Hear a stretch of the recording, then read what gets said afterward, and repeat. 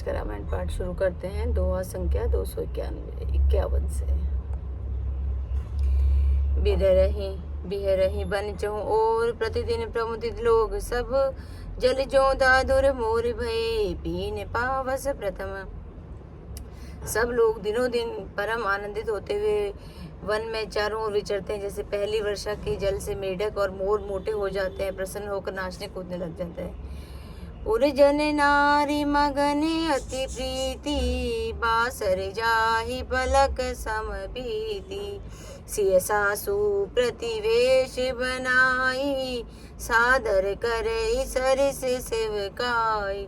अयोध्यापुरी के पुरुष और स्त्री सभी प्रेम में मगन होकर घूम रहे हैं। उनके दिन पल के समान बीत जाते हैं। जितनी सासुएं थी उतने ही वेश रूप बनाकर सीता जी सब सासों की आदर पूर्वक एक सी सेवा करती हैं।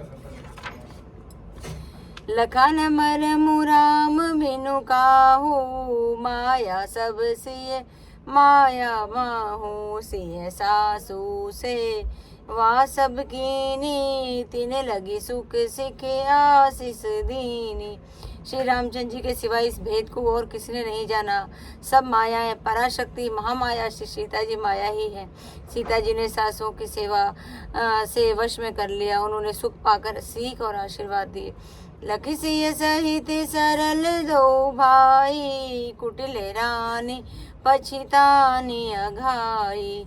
अवन जमहि जाचति कै कई, महीन बीचु विधि मीचु न दई। सीता जी समेत दोनों भाइयों श्री राम लक्ष्मण को सरल स्वभाव देकर कुटिल रानी के कई भरपेट पछताई। वह पृथ्वी तथा यमराज से याचना करती है, किंतु धरती बीच फटकर समा जाने के लिए रास्ता नहीं देती और विधाता मौत नहीं देता। लोक कहूँ वेद विदित कवि कहे, राम विमुख थलु नरक न लहे। यहु संशय सब के मन माही, राम गवनु विधि अवध की नाय।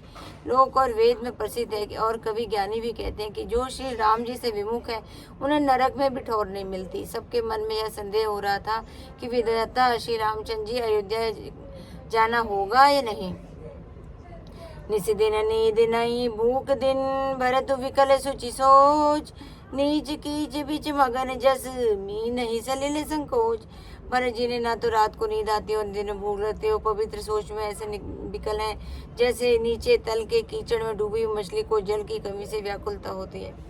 की नहीं माँ तुम से काल कुचाली, इति भीति जसे पाकत साली। के विधि होई राम अभिषेको, मोहि अव कलते उपाय न एक। भरत जी सोचते हैं कि माता के मिस से काल ने कुचाल की है, जैसे धान के पकते समय इति का भाई का उपस्थित हो जाना।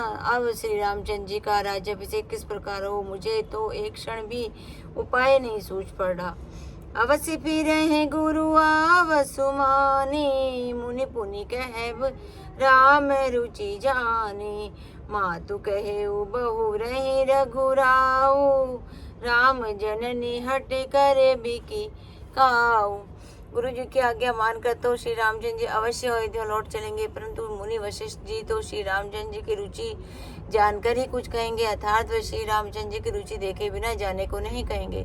मातल्य कौशल्या जी के कहने से भी रघुनाथ जी लौट सकते हैं, पर भला श्री राम जी को जन्म देने वाली माता क्या कभी हट करेंगी।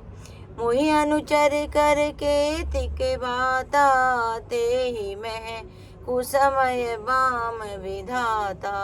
जो हट करऊँ त कपट कुकर्मु, हर गिरिते गुरु सेवक धर्मु।